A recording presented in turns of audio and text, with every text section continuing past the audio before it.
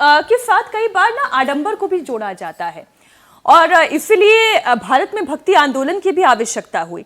अब इसी से जुड़ा हुआ एक ऐसा प्रश्न है जो हम अक्सर अपने आसपास जब भी हिंदू त्योहार आते हैं तब देखते हैं। अब नवरात्र आने वाली है तो कहेंगे कि मीट की दुकानें बंद करवा दो, इससे हमारी धार्मिक भावना आहत होती है। अब जो शाकाहारी हैं उनकी तो भावना आहत होगी ही, जो मीट मांस मछली नहीं खाते हैं, जो वैष्णव धर्म को मानते हैं।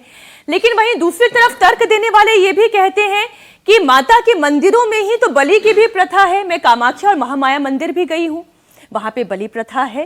तो इससे थोड़ा समझाएं कि धर्म क्या है और आडंबर क्या है। क्या बलि प्रथा वेदों में है या नहीं है? वेदों में जो बलि के बारे में बताया गया उसको वो ही समझे जिसके पास इतनी बुद्धि हो। लोग उसके अर्थ का अनर्थ करती है। अब भागवत के 11वें स्कंद में उद्धव ने प्रश्न किया श्री कृष्ण से कि धर्म में के यशश्चान्ये कामम सत्यम दमम समम अन्ये वदन्ति स्वार्थम व ऐश्वर्यम त्याग भोजनम केचिद यज्ञ तपोदानम व्रतानि नियमान यमान। हे श्री कृष्ण, कल्याण के हजारों मार्ग संसार में चल रहे, तो क्या ये सब सही है या कुछ सही है कुछ गलत है? और इतने सारे मार्ग बने क्यों? हम तो उलझन में पड़ गए। अब हर व्यक्ति एक नया मार्ग बता देता।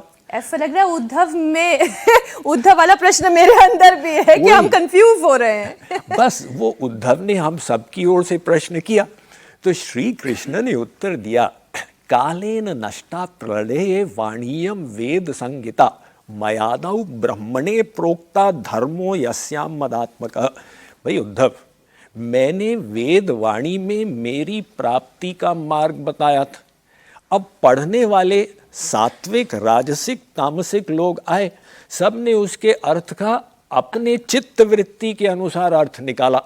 जैसे मान लो एक वृक्ष पर एक पक्षी बैठ के कुछ आवाज कर रहा, नीचे लोग चर्चा करने लगे कि ये पक्षी क्या कह रहा है।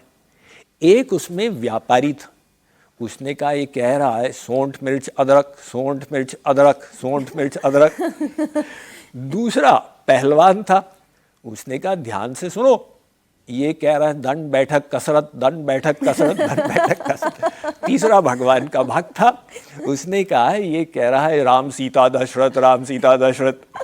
तो पक्षी क्या कह रहा था वो तो वही जाने। तो इसी प्रकार से सर्वे वेदा यत् पदमा मनन्ति, वेद का प्रत्येक मंत्र भगवान की ओर इशारा कर रहा है, उनके पास जाओ।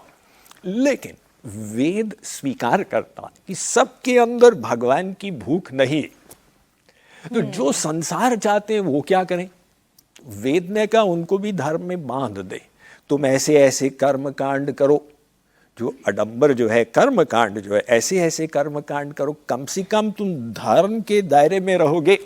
और करते करते एक दिन वैराग्य होगा तो कहोगे भाई इससे तो वासना पूर्ति हुई नहीं है, भगवान की ओर चलें।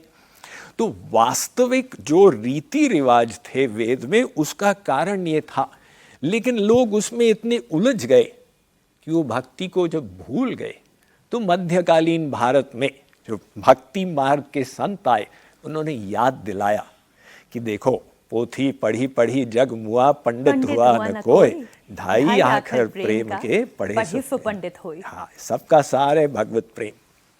बहुत सुंदर। और इसलिए चैतन्य महाप्रभु भी आए, इसलिए कबीर दास आए, इसलिए रहीम जी आए, जिन्होंने इस भक्ति आंदोलन के जरिए समाज को संदेश दिया, एकजुट किया।